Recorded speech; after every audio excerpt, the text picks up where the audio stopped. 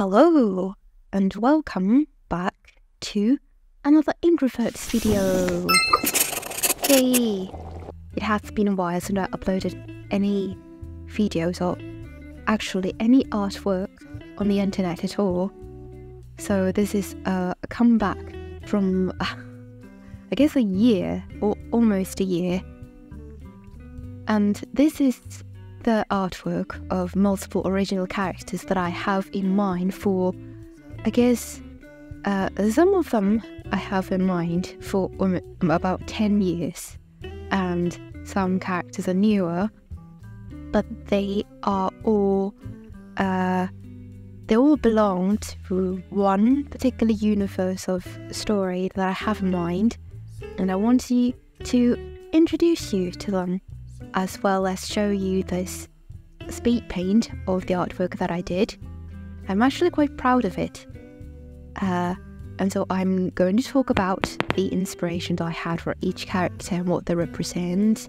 And I guess about the technique side of drawing, I've talked about the techniques I use in my previous videos, and I don't want to bore everyone by repeating them again. So if I have something that I really want to talk about regarding drawing techniques, I'll talk about it, but mainly I just want to focus on introducing the story and the inspiration side of these character creation and character design. And so I hope you enjoy this video, and let's start. So right off the bat, I'm drawing the girl character, which basically has my appearance, or I actually don't look that pretty, but it is inspired by my dark hair and short hair. And if you look to the top right part of the screen, there's a preview of the canvas, and you see at the top part I put test on it, which is Paper House, which is the title of the story that I have in mind. And the story is, it's fantasy realism, or realism fantasy, which is basically fantasy, but it's set in modern times, and it has some technology from modern times, because usually classical fantasy involves like medieval times with castles and dragons and knights and swords, things like that. But the realism part of it is basically, it includes modern politics and like modern socio-cultural references and things like that. Sorry, I need notes. And it is, the story is set in a secretive city, which includes different kind of creatures, and Paper House is a place where all the main characters go to. It is a combination of both a school and also a research institute. It's inspired by my previous line of work as a research assistant, and I wanted to incorporate things that I am familiar with. So talking about the characters here, you'll see, you notice the appearance of the characters look quite dark. It's basically one of the 4 fractions in the story. There are 4 different kind of creatures called ghast.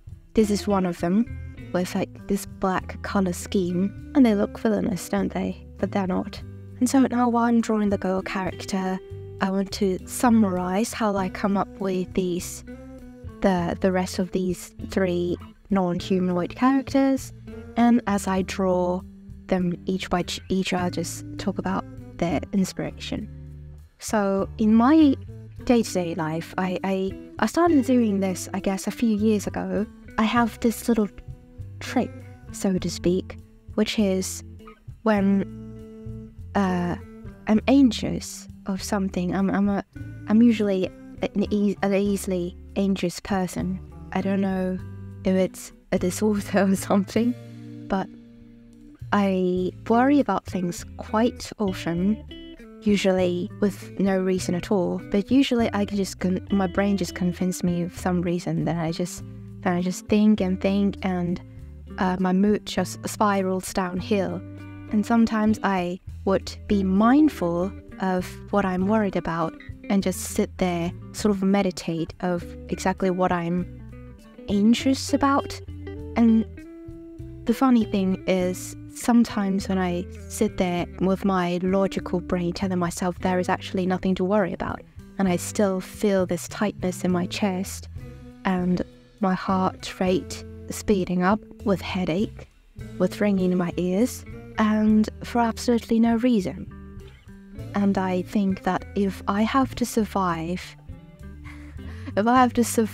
human society, if I have to pursue my dreams, if I have to do anything to the best of my ability, I need to find some ways to deal with this problem.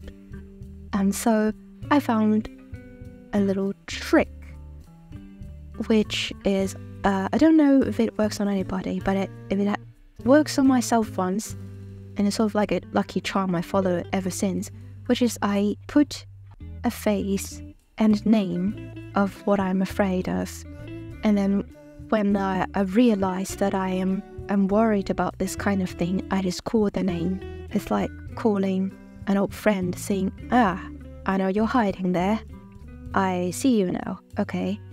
And my brain registered, it's that old friend that came. It's nothing to worry about. And my physiology, as in my heart rate is, or these headache stuff that I talked about, would diminish quite effectively. And so I try this trick ever since. For example, I was afraid of what other people think of me. For example, in a social situation, I am among a group of people, and I feel this fear of what other people think of me. Before, I am not aware of what this exact feeling was. I just feel anxious. I'm not mindful of what I'm feeling or why I'm feeling this way. But I started meditating on it and then put a face and name on it, and it helps me become aware. How do I put this? It just raises my awareness. That's all. And when I say their name, it's not negating, not saying that I'm not afraid, but I'm accepting that I'm afraid, and also not pushing away the fear, but accepting that, he's here, he's in the room. It's nothing to be worried about. And I think it aligns with some of the mindfulness meditation techniques. When you're meditating, when they first teach you to meditate, it's like not push your thoughts away, right? When you sit down, close your eyes, and not think about anything, it is hard to not think about anything. It's like don't think about the elephant, and your mind immediately goes to the elephant, right? And the technique they teach there is for you to just let the thoughts come and let the thoughts go. Instead of actively pushing those thoughts away or blaming yourself for letting your mind wander. It is sort of like that. Anyway, I'm drawing the first character. This both human and both bulldog creature, which is called Isae. He is the eldest of the three creatures in this picture, and he represents the fear of death and violence. Well, I can talk about his inspiration for his appearance. His appearance is inspired by multiple characters. First is that Ludwig the Accursed from Bloodborne, because I love watching other people play FromSoft games. And second is the Hound from The Medium, the game. I think it's a relatively obscure video game. The only time that I watch someone play it is by Gab Smolder on YouTube, and I like the voice and design, and I also wanted to incorporate that. But Isae is not a bad character, not a villainous character. It's just that this fraction among the four types of creature in my paper house story has this type of appearance. Just that. And I really enjoy drawing the bones and anatomy, like the muscle on his arms. And I deliberately went to Google and look and different websites to look for pit bull skulls and pit bull skeleton anatomy to look for references for this design. Because at first I tried to make it more like a human skull, and I don't like how that looked. And also it will look too similar to the hound from Medium, and so I changed that. He is like a very like physically strong character. It's like at the end of the hallway he'll charge at you type of character. I think he's very cool. And also inside the rib cage you can store things. I see there's a big cavity. It'll be very convenient if someone can slip in and there's a like the cat bus from my neighbor Totoro. And so it's very cute. And anyway, I'm really proud of how I did this front view of his face, because as you see on the top left side, see the reference image, which is another artwork that I did of these characters. I think last year, the Isao's skull looked a bit more human-like, although the teeth area, like the jaw area, looks more dog-like, or not quite so much. I imagine what it looked like from the front, and I decided to change the design a bit. And this is how it looked like from the front, and if the front looks good, I'm happy about it. Yeah, this is pretty much the inspiration I had for Isai, the representation of my fear of blind death. He doesn't appear very often in my day-to-day life. I don't really need to call his name, except when I need to walk by myself at night in dark alleyways or something, which doesn't really happen that often in Hong Kong. And next is Amadeus, the character Amadeus, which is representative of my fear of social situations, how other people think of me, things like that, and generally social anxiety, which I call this name pretty often. Although I don't think that my anxiety issues is specific to social situations only, but this feeling comes up pretty often, and so I call his name pretty often, and it helps. In a room, and I feel my this tightness in my chest, and I feel, oh, I'm getting anxious again. And this awareness, combined with the fact that I call his name and associate this feeling to his character, it makes me feel better.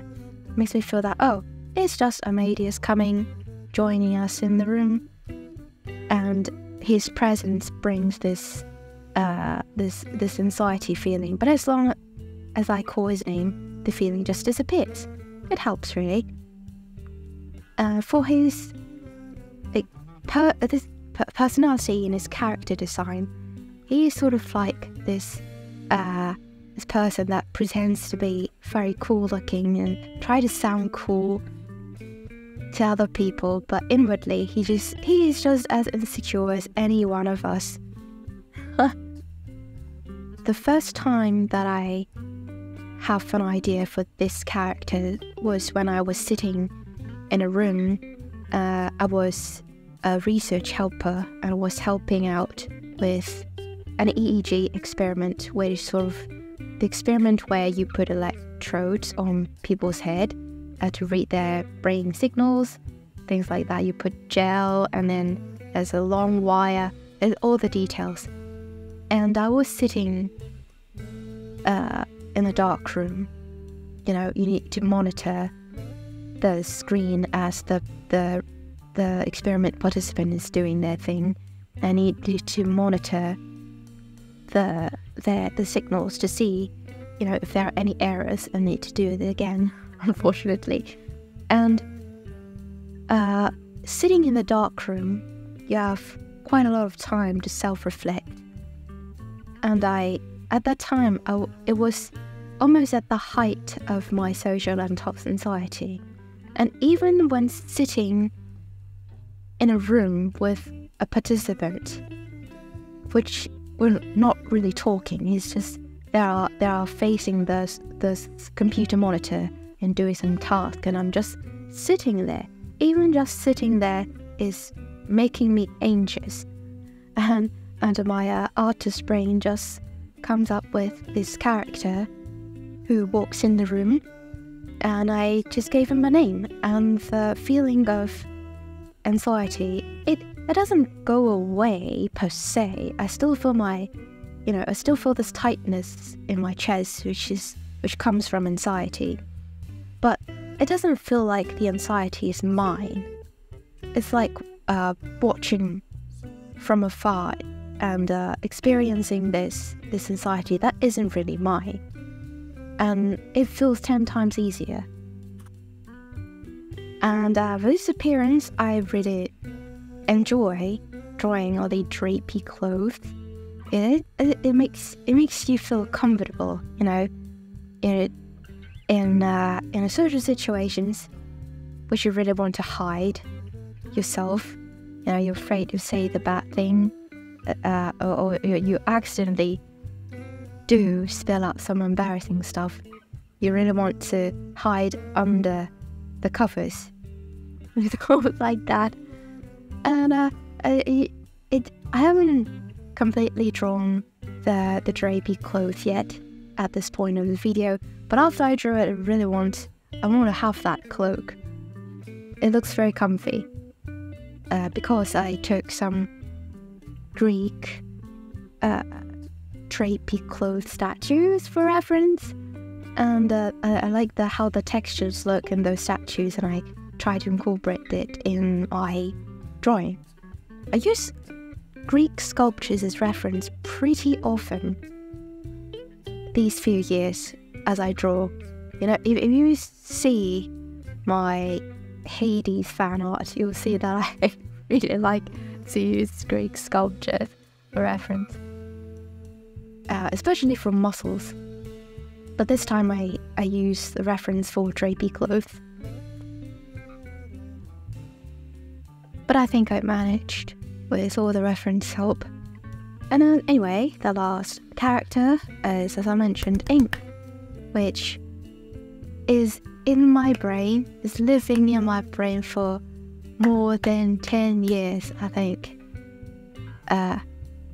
He's here since I was 14, and I very vividly remember how exactly he came to be, which is when I was in secondary 4, I asked my mother to buy me a brown pen for my watercolor artwork because I wanted this particular pen, and then she was also out that day, so coincidentally she was free and she can help me buy that pen, and then I asked her to help me. And but she came back, and then the pen is water soluble.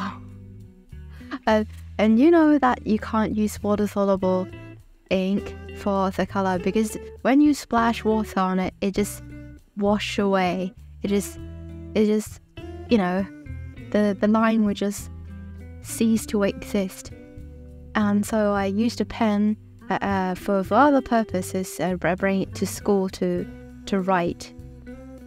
I don't know what I'm gonna write, but I know that I can't use it for my watercolor work anymore.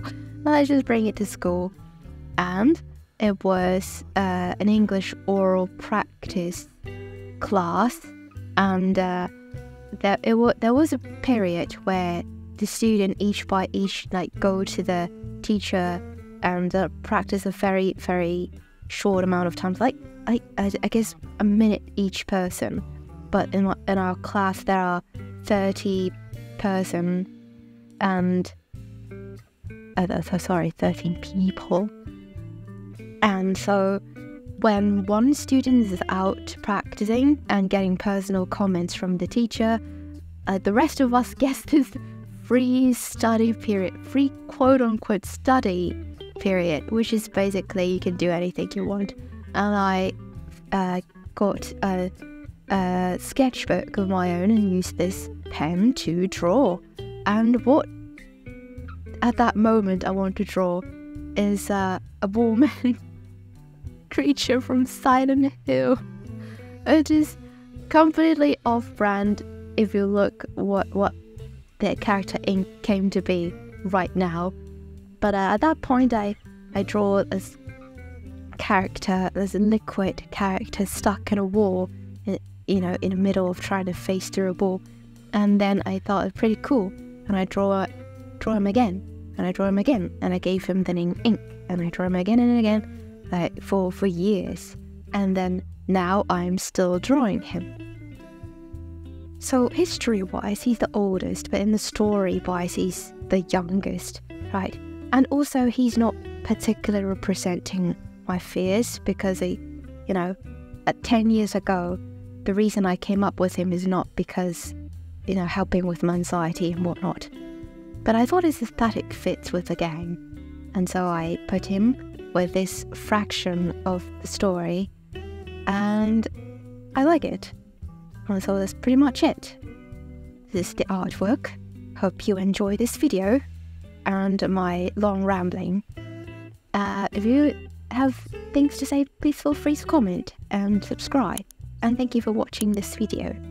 Goodbye.